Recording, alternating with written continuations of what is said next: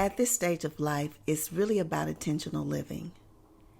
It's about creating the life that is designed for you, not the one that's by default. That's the way I look at it right now. Hello, everybody. Welcome back to the channel. It's nice to have you back here once again. I am here tonight to share a few thoughts with you all about living intentionally with joy and peace at the center, designing your life at this phase of your life intentionally with joy and peace. Every day, every single day, there is something happening out here in the world that is, I guess, causing people to feel anxious and afraid, perhaps, worried. But you have the tools to design your life that's for you, not the one that is given to you by default. Now, let me tell you what I mean by that, because that does not mean that you won't have obstacles that enter your life, that you won't have things that cause you pain or setbacks. But you do have the ability to create your life. Intentionally do things in your life that will create peace and joy in your life. And I'm telling you this right now because if you're over 50, and the reason why I use that particular age 50, because usually if you have reached 50, you have lived, most of the time, live more years than you have left. And if up until this point you are not there, you are not intentionally living with joy and with peace, then you're not living. At this stage of life, there should be a lot of things that you've experienced. And you should realize that peace and joy is something that you create from the inside out. Hopefully you have. But today I'm going to just share a few thoughts about that. And I hope that this will inspire you or get you to thinking about where you are right now in your life. On many of my videos, I have shared how I am transitioning my life into a minimalist lifestyle, because at this stage of my life, I desire to have more experiences than I do things. That's where I'm at in my life. And so I've been sharing parts of my life on how I'm doing that, starting with decluttering my home. But decluttering is more than just a physical declutter. It could be an emotional declutter, mental declutter. Physical declutter is important because a lot of times when we accumulate so many things, we do that for different reasons. If you find yourself just spending money all the time and just buying things with no purpose, no meaning, and maybe not even having a place to store these things, then it's a purpose, it's a reason, something is causing that. And a lot of times once you start to live intentionally, meaning doing those things that really resonate with you in your spirit, those things that really make you smile and make you feel good about where you are in life. When you start to live that way, you start to realize that a lot of material things that you have accumulated don't mean that much to you. We have things that are sentimental that we keep, but when we just buy things just for the sake of buying them, a lot of times it's not for the purpose that we think. A lot of times we think we want things that we really don't because we are programmed to be consumers.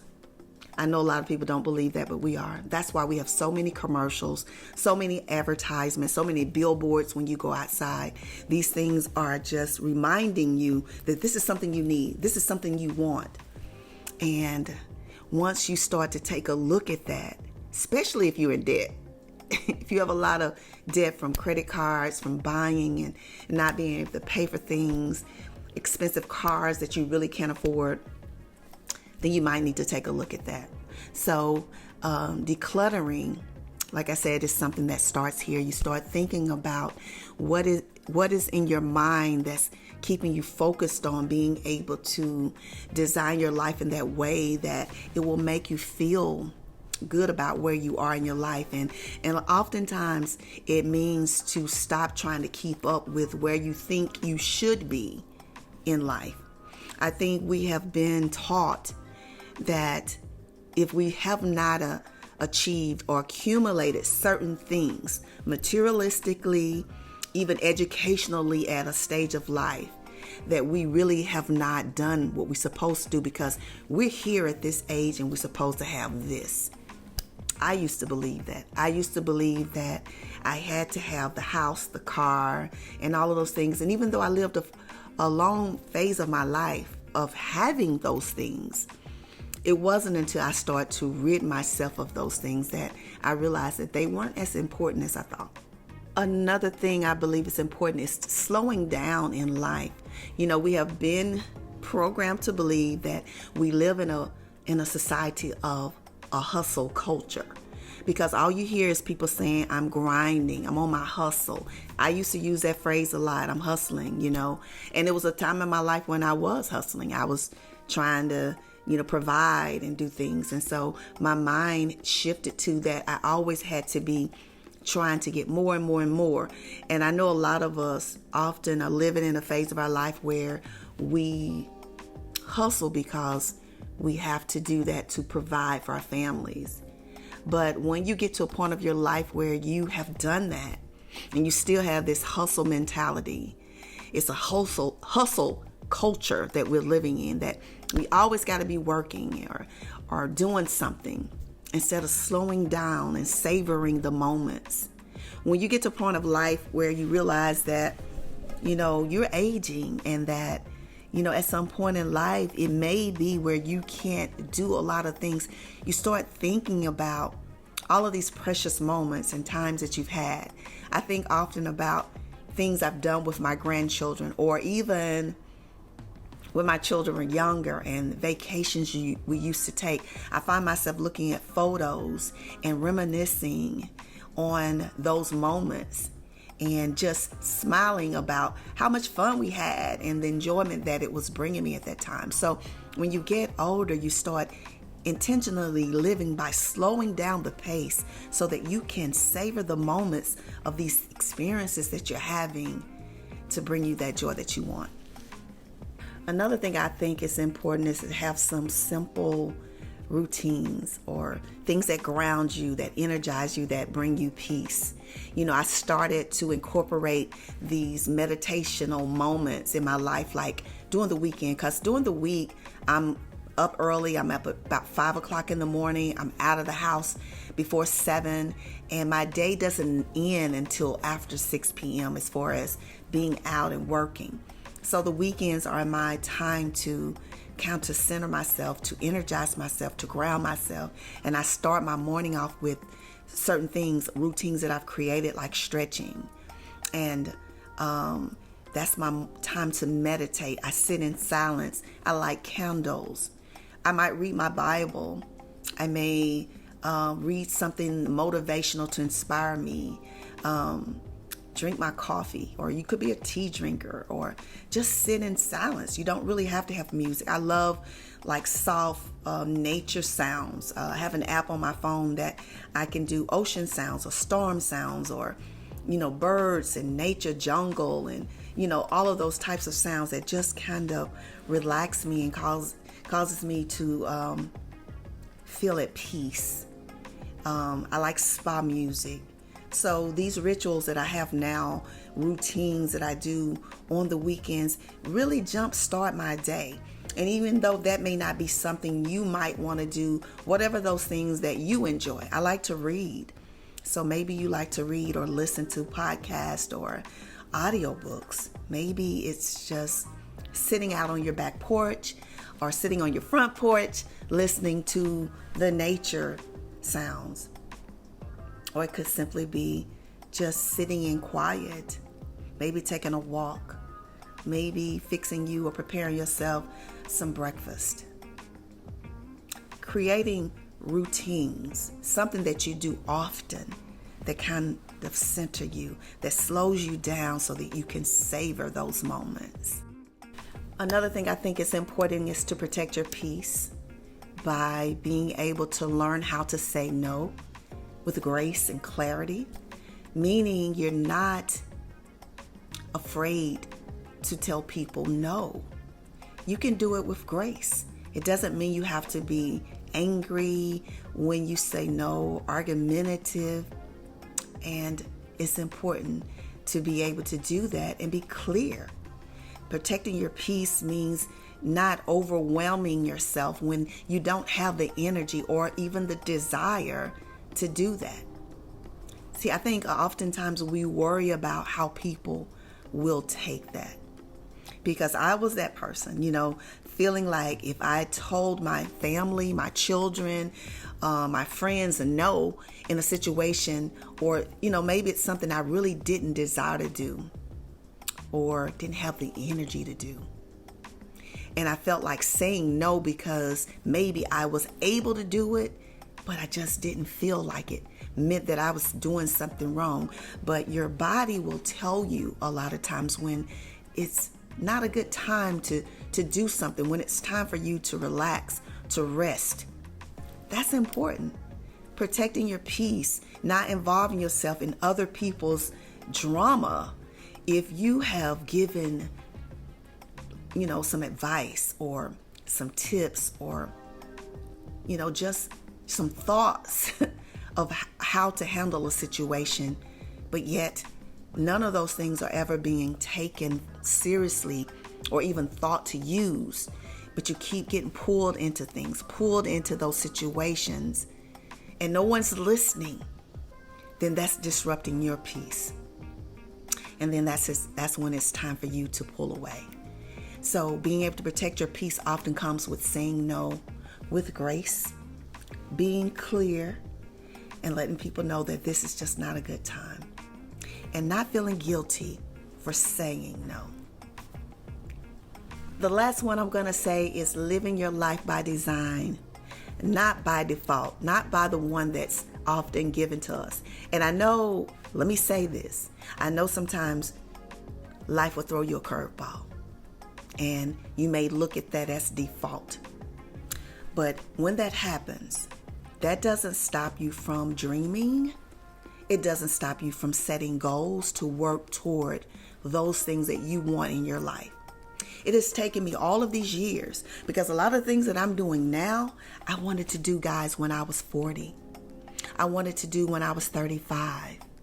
But I was caught up in surviving. I was in survival mode.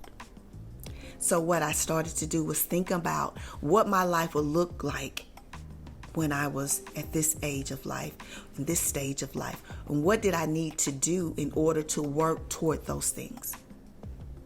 If you are in a position where you are still able to think, you can function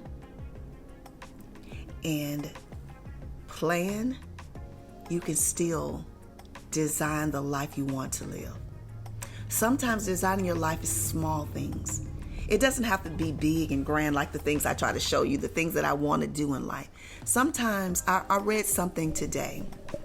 Well, it actually wasn't today. It was earlier this week, where someone said peace in their life is sitting at home, not needing to go anywhere, just enjoying what they've worked hard for. And I thought about that, and I was just like, you know what? They're absolutely right.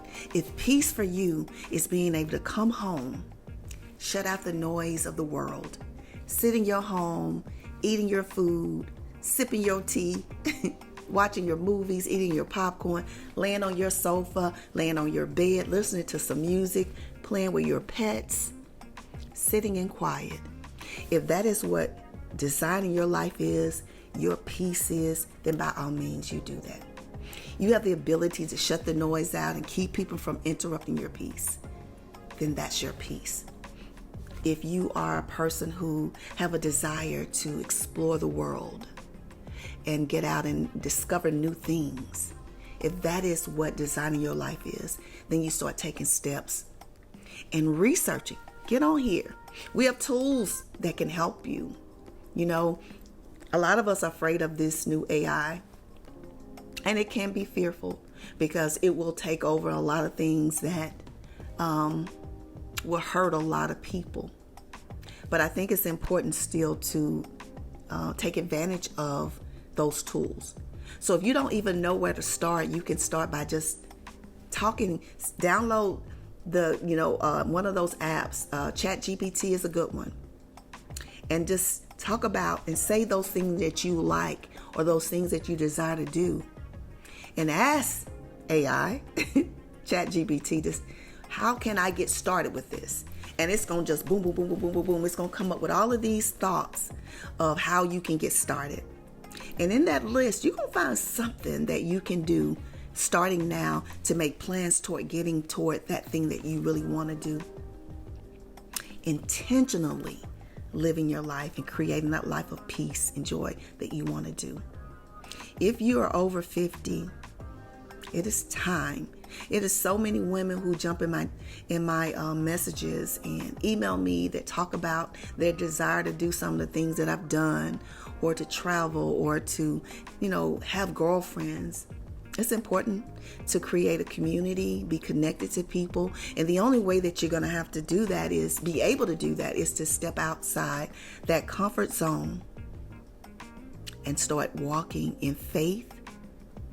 Ask God to give you that confidence that you need to be able to step into that fear that keeps you from being able to discover new things about yourself. So this week, because I'm uploading this week, Sunday, July 20th at 7 p.m., I'm going to have a live stream with the ladies here on the channel. I want you to join me. We're going to talk about beauty, over 50, defining that, what that looks like now, confidence being the new makeup. And that's going to be the topic, but we're going to explore and talk about things that we can do now as women to start creating that life and being able to be in this community of women with different ideas and sharing how they are designing their lives and living life to the fullest. Because often when we get here, we think, okay, it's over. There's nothing else to do, nothing else to explore, no more reinvention, but I beg to differ. That is not true. So please join me July 20th on Sunday at 7 p.m. Eastern Standard Time for that live stream. It's sure to be a treat. Whenever I have these girlfriend chats live stream, they always be fun, full of laughter, inspiration, motivation for us to continue living. So thank you all. I hope this has been helpful to you. If so, make sure you give me a thumbs up. If you are just coming through for the first time, make sure you go ahead on and hit that subscribe button right now. Do it now and join this community of women who are inspiring each other to design their lives. If you are one of my exclusive members, I want to thank you for stopping in today. I appreciate you. I love y'all. I appreciate you from the bottom of my heart. If you are a sister who is my friend, that comes on here often every week, drop comments, share, and just be a part of the sisterhood. Let me thank you as well. And let me thank my bestie for always tuning in, sharing my videos, and dropping some good gold nuggets for you ladies here. So I thank you all. And if you just view, I thank you as well. But I want you to subscribe, okay? And I appreciate you all from the bottom of my heart. I hope you all have a fantastic rest of the week. And I hope to see you in the live stream on Sunday. Have a great rest of the week.